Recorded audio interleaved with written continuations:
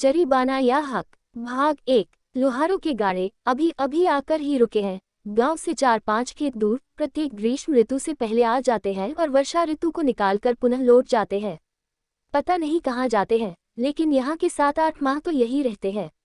समृद्ध परिवार, एकल बिल्कुल नहीं भरा पूरा, माँ बाप, बुआ, चाचा चाची, भाई भाभी, लगभग एक गाड़े के 7 बच्चों सहित पूरे 12 व्यक्ति हैं। बैल खोल दिए गए, दाना पानी सानी डाल चुके हैं। बैल धीरे धीरे थानों में मुंह मार रहे हैं। वृद्ध गाड़े के ऊपर के तिरपाल तंबू को ठीक ढंग से ढक रहा है तथा स्त्रियां अपने चूल्हे चौके को जमा रही है। जहां अभी खाली क्षेत्र था वहां अब मधुमक्खी के छत्ते की तरह हलचल मच गई। बच्चे भाग भागकर सामान नीचे उतार रहे हैं। क्या ये वास्तव में एक घर का परिदृश्य बना देंगे? हाँ, हुआ ऐसा ही। अंत में एक लकड़ी का गट्ठर गाड़े के नीचे से निकाला और अग्नि सुलगाई गई और जैसे ही धुआं उठा एक परिवार रहने की सभी अनुभूतियां साकार हो उठी। वह देखकर हर्ष हुआ कि परिवार बसाना कितना आसान है, जबकि सुना जाता है कि बेटा जब एक परिवार बसाएगा तो आटे दाल के भाव मालूम हो जाएंगे, लेकिन यहाँ तो ऐसा कुछ नहीं। जो काम जिसे सौंपा था झट से पूरा हो गया। 2-4 चारपाइयां उतारी गई तथा कुछ एक और सामान उतारा।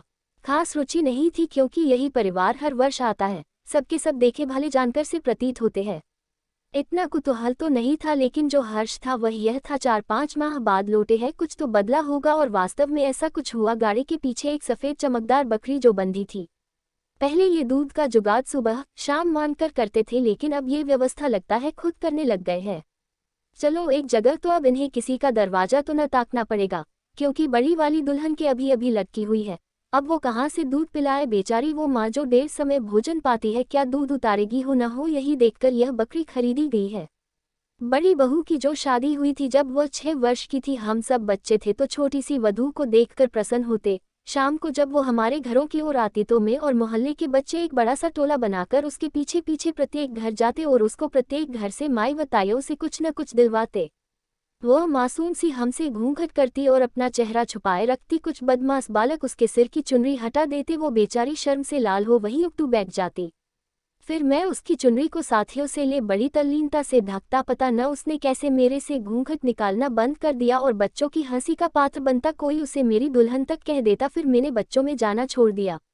लगभग आज वो 13 वर्ष की हुई होगी और माँ बन गई, अभी पूर्ण विकास भी नहीं हुआ। ऐसे में ममत्व की झलक उसमें कैसे देखते? बच्ची को उसकी सास ही पालती पोसती होगी, क्योंकि उसे तो अभी ज्ञान भी नहीं कि माँ के अपनी संतान के प्रति क्या कर्तव्य होते हैं। संध्या हो चली थी। गाड़े में एक नई सी हलचल हुई। पता नहीं गाड़े के नीचे की तरफ भी उसमें कोई स्थान होता है। चारपाई के समान जिस पर लेटी हुई एक नई सी दुल्हन बाहर निकल रही है। घूंघट में तथा आभूषण मंडित धीरे धीरे बाहर आ रही है। क्या यह इस परिवार का 13वां सदस्य है? भाग -2। गाड़ी से दुल्हन का शर्माते हुए उतरना कुछ अलग सा लग रहा था, परंतु मुझे मेरी कहानी का पात्र जो मिला रुका कहाँ तो अभी चलने को तैयार था। सुंदर सी वधू सजीले कपड़ों में उस गाड़ी की धुंधली रोशनी में दीपक की तरह चमक उठी, लेकिन थी कोई बाल विवाह योग्य उम्र, लगभग 15 वर्ष, कली विकास का सा समय। क्यों न समीप जाया जाए और पास पहुंचा। पता न जाने क्यों या मालूम न था उसके वस्त्र अस्त व्यस्त थे जिससे यौवन का दृश्य साफ झलक रहा था और मुझे कविवर बिहारी का सदस्नाता दोहा याद आया। अंग अंग नग जगमगत दीप सिखासी देह, दिया बड़ाए हूँ रहे बड़ो जरा गेह। बिहारी जी इस दोहे में कहते हैं कि नायिका का प्रत्येक अंग रत्न की भांति जगमगा रहा है, उसका तन दीपक की शिखा की भांति झिलमिलाता है, अतः दिया बुझा देने पर भी घर में उजाला बना रहता है। और इतना देख मैं घर चला आया। दूसरे रोज प्रात वेला का समय, गाड़ों के पास पुलिस की गाड़ी खड़ी है।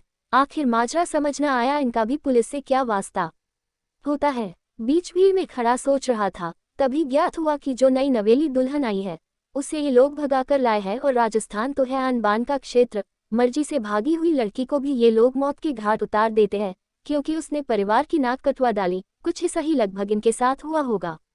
बड़ी लोहारिन पुलिस से गुहार कर रही है, हमरी बहुल को मती ले जाओ, हम इतने नहीं जान देंगे।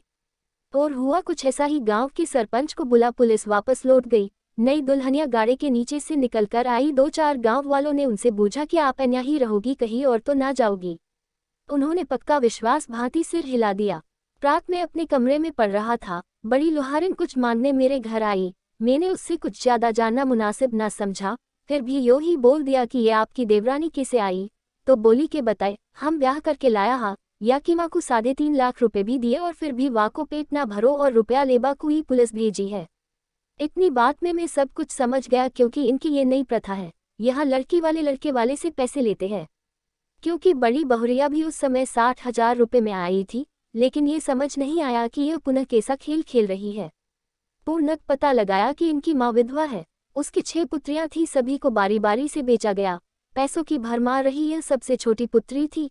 इसे भी 3.5 लाख में बेचा गया, लेकिन कौन से ऐसो आराम में 2 लाख का कर्ज था वह चुकाया, तथा 1 लाख शादी में उठ गए। 3 माह शादी करे हुए 50,000 का भी पता न चला। अब हाथ तंग रहने लगा तो उन्होंने नया षड्यंत्र रचा। पुत्री अभी नाबालिग है, क्यों न पुलिस केस किया जाए, जिससे उनसे कुछ और राशि हड़पी जा सके। वो बेचारे गरीब कहाँ से अब उन्हें और राशि दे। लड़की की वास्तविक उम्र 17 वर्ष हो चुकी है। अब उनके ऊपर 1 वर्ष का दंश है। 1 वर्ष कहाँ तक लेकर घूमेंगे फिरेंगे, क्या काम करेंगे, रोज रोज इन झंझटों से कैसे बचेंगे। आखिर यह बाल विवाह न होता तो क्या यह नौबत आती? तभी नहीं, दूसरे दिन सब कुछ उल्टा बसा बसाया घर फिर उजड़ रहा है। सभी सामान को पुनः तय करके गाड़ी में रख रहे हैं, तथा मैं वहां पहुंच जाता हूं और लोहार सरदार से पूछता हूं कि आखिर आप इस गांव को छोड़कर कहां जा रहे हो। तो वह बोला, उन पहाड़ों के पीछे जहां हमें कोई देख ना सकेगा। तुरंत वही महाभारत वाला दृश्य आंखों के आगे साकार हो गया। वही अज्ञातवास, सिर्फ एक जरीबाना या हक के लिए। लेखक विक्रम गुर्जर, अलवर, राजस्थान।